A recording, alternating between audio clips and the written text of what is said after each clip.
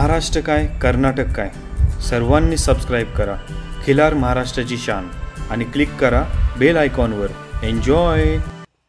नमस्कार मंडळी, खिलार महाराष्ट्राची शान या यूट्यूब चॅनलवर आपल्या सर्वांचं सहर्ष स्वागत आहे।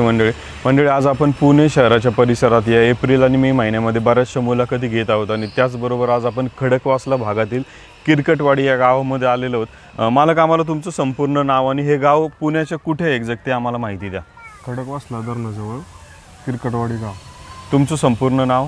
स्वराज गणेश हागवणे। मालक, आता एक सुंदर अशी गाय वासरू घेतली, तर ही कुठून घेतली, काय घेतली, काय घेण्याचं कशासाठी नियोजन होतं ती माहिती द्या। खिल्लार एक दारात असावा अशी इच्छा होती। ही मग आपण कोणाकडून गाय घेतली? गणेश जाधव, पंढरपूर सिद्धेवाडी। मग तुम्हाला एवढं तिकडं लांब त्यांच्याशी कसं कनेक्शन मिळालं की त्यांच्याकडे गाय आहे म्हणून? त्यांनी फेसबुकवरून कॉन्टॅक्ट केला। आता ही काय किमतीला गाय आपल्याला मिळाली घरपोच, गाडी भाडं वगैरे सर्व मिळून? 50,000 गाडी भाडं सगळं पकडून। मग वासराचा जन्म तिकडे झालेला आहे। मग आता तुम्ही ह्या शहरी भागात सांभाळत असताना याची वैरण खुराक याचं कसं नियोजन? तुमचं स्वतःचं आहे शेतातलं? पूर्ण विकतचं, सगळं विकतचं।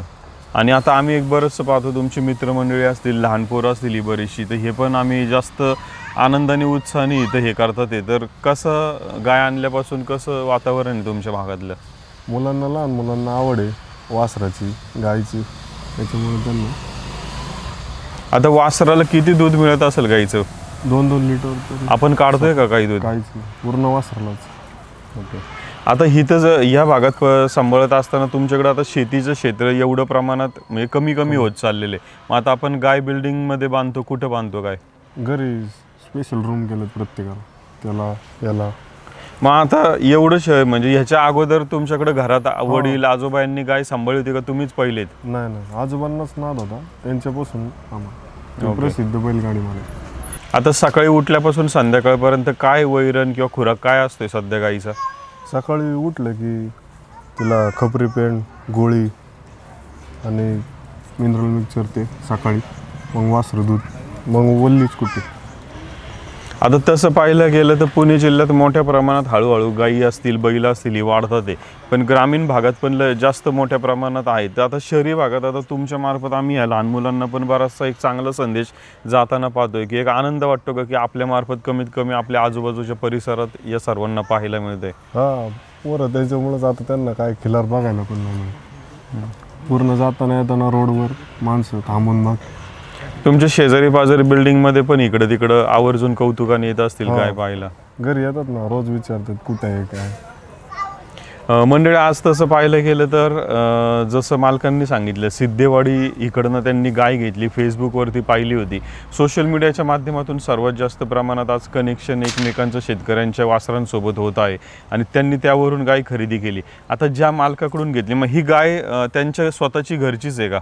नाही, त्यांनी सांभाळली होती, ते व्यापारीच आहेत।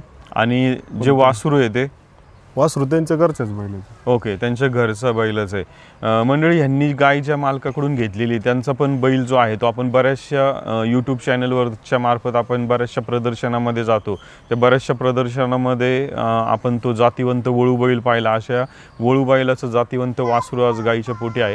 आणि मायक्रोचिप का बसवायची, तर आज सिद्धेवाडीच्या इथल्या मालकाकडून आज पुण्यामध्ये ही गाय आली, हे वासरू त्यांच्या बैलाचं आहे, तर हे कुठे ना कुठे तरी ह्याची नोंद राहिली पाहिजे।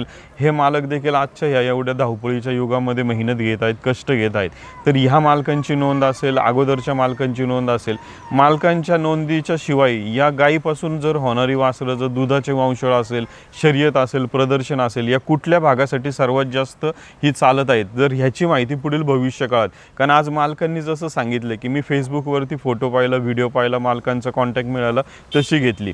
जर पुढील भविष्य काळात आपल्याला बऱ्याच जणांची इच्छा असते की मला दुधाच्या वंशावळीची पाहिजे, मला शर्यतीसाठी पाहिजे किंवा मला प्रदर्शनासाठी खास गाय, कालवड, खोंड पाहिजे, तर मग हे कोणाकडे भेटेल? तर याची नोंद जर तुम्हाला कुठं हवी असेल तर ही मायक्रोचिपच्या माध्यमातून होणार आहे।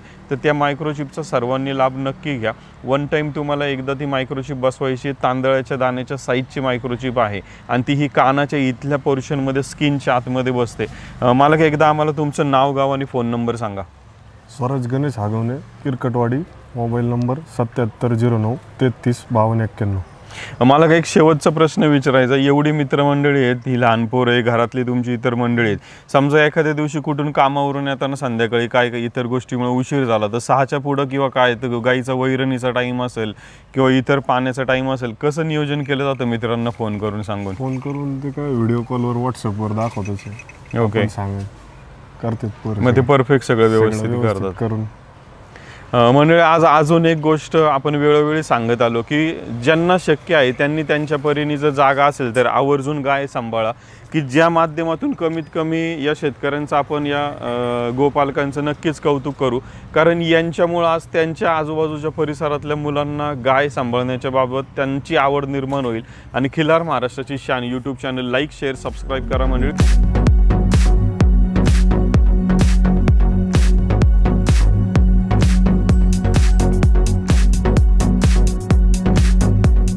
मंडळी, या मुलाखतीच्या सुरुवातीला आपण मालकांच्या दावणीला असलेली एक जातीवंत सुंदर अशी गाय आणि वासराची माहिती घेतली. मालक, आता गाय आणि वासरं एक सोबत असताना अजून एक खोंड पण तुम्ही नुकताच आणलेला आहे, तर हा घेण्यामागचं काय नियोजन आहे? शर्यतीसाठीच नियोजन चालू आहे. मग आपण हा कुठून घेतला, काय किमतीला आणले वासरू? शेजारच्या गावात आणलं. मग ज्या शेतकऱ्यांकडून घेतलं हा त्यांच्या घरच्या गाईचं आणि घरच्याच बैलाचं वासरू आहे का? घरच्याच गाईचा. मग आता शर्यतीला आज तसं पाहायला गेलं तर बरेच जण म्हणत असतात की हे गुण वासरामध्ये लागतात तेव्हा तो घ्यायचा किंवा हे पाहिजे. मग कुठल्या गोष्टी तुम्ही वासरात पारखल्या की बाबा ज्याच्यावरून आम्हाला असं वाटतं की हा शर्यतीसाठी आम्ही निवडला याला? ह्याची आई उंच हाईटला पण माप पण आहे आणि चपळ आहे गाय, त्याच्यामुळं 1 वर्ष झालं त्यांच्या मागं. पण त्यांचं तुम्हाला द्यायचंच ठरलं होतं. हो.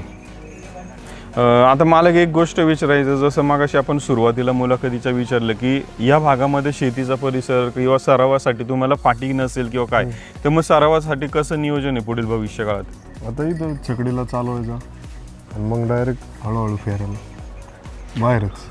आता तुम्ही सांगितलं की आजोबांपासून आमच्याकडे सांभाळलं जायचं, आता तुम्ही पण परत ही गोष्ट सांभाळत आहे. आता बैलगाडा शर्यत बंदी उठली, खिलार वाढतंय, शर्यतीचे एक चांगले दिवस आहे, आज वासरू कोण दावणीला आहे, तर काय वाटतं शर्यतीकडे बघून? म्हणजे की एक वेगळ्या प्रकारचा खेळ आहे, क्रिकेट असेल, कबड्डी असेल किंवा कुस्ती असेल, यासोबत आज शर्यत देखील आज मोठ्या प्रमाणात खेळली जाते, तर कसं वाटतं आज? हा आनंद मिळतो, गुलालासाठी पळतात पोरं. आता त्या दिवशी आम्ही उळी कांचनला 2 नंबर केला आदत वासरा. कोणतं वासरू होतं ते तुमचं मित्रांचं? हां, आत्याच्या मुलाचं होतं. मग आता एखाद्या शर्यतीच्या मैदानात जायचं, किती जण जाता तुम्ही समजा? जर सगळी पोरं ते ऋतिक बांदल, ते आमची बैल 2. ओके. तुर्रान माणसा, ती पण 2 शर्यतीची. मालक, आता एक गोष्ट जर पाहायला गेलं तर शर्यतीच्या मैदानावरती मोठ्या प्रमाणामध्ये गाड्या येत असतात, बैल येत असतात, पण तिथं गेल्यानंतर गट पास होऊन पुढच्या सेमीला किंवा फायनलला जाणं ही महत्त्वाची गोष्ट असते. मग त्याच्यासाठी कुठली तयारी तुमच्याकडे असते की बाबा आपला गट पास होणारच तरच आपण जातो, का कसं असतं नियोजन? नाही, गट पास बैल चांगला पायरा केला तरच, नाहीतर नाही. मग एखाद्या मैदानाला असं वाटत असेल की आपल्याला गट पास होणार नाही, तर मग आपण नाही जात का? नाही जात. बैल टॉपचा पायरा केला तरच, जास्त नाही मग खेळतच नाही. मग आता म्हणजे आता प्रत्येक भागातली मैदानं ही वेगवेगळ्या प्रकारची असतात, तर मग ते एखाद्या गावातलं मैदान कसं हे कळलं की ते आपल्या बैलाला म्हणजे पळण्यासारखं मैदान आहे, तर तिथं आवर्जून पायरा चांगला मिळाला तर जायचंच. हां, पायरा चांगला असेल तरच, नाहीतर मग उगाच नाही तर आता एवढं जायचं खर्च हे ते नाही करायचं याची धावपळ, कारण आता मैदानं पण भरपूरच होतात आहेत. मंडळी, आता मालकांनी पण आपण चर्चा ह्यासाठी केली की आता बऱ्याचदा आता शर्यत क्षेत्र हे एवढं म्हणजे बंदी जसं उठलं तसं प्रत्येकजण आवर्जून जायचा, पण आता अलीकडच्या काळात जात आहे, पण तो शक्यतो लाईव्ह देखील जास्त पाहून घरनं देखील बघत आहे. जसं मालकांनी सांगितलं की गट पास होण्याची जर आपली तयारी असेल, आपला पायरा चांगला असेल, आपल्या बैलाची चांगली तयारी असेल, तिथलं शर्यतीचं मैदान रान जर चांगलं असेल तर आवर्जून तिथं गेलं पाहिजे, कारण त्याच्यामध्ये आपण आणि आपला जाण्या येण्याचा खर्च असेल, जेवण असेल, ह्या सगळं खर्च जर टाळून जर आपण गट पास करून सेमी फायनलला जाण्याची तयारी असेल तर त्याची काळजी आजचे शेतकरी घेत आहेत. खरं तर ही महत्त्वाची गोष्ट आहे, कारण नुसतंच त्यामागं वाहत जाण्यामध्ये अर्थ नाही आहे. आपली पूर्ण तयारी आपल्या ताकदीनिशी उतरत असेल तर आवर्जून त्यामध्ये गेलं पाहिजे मंडळी.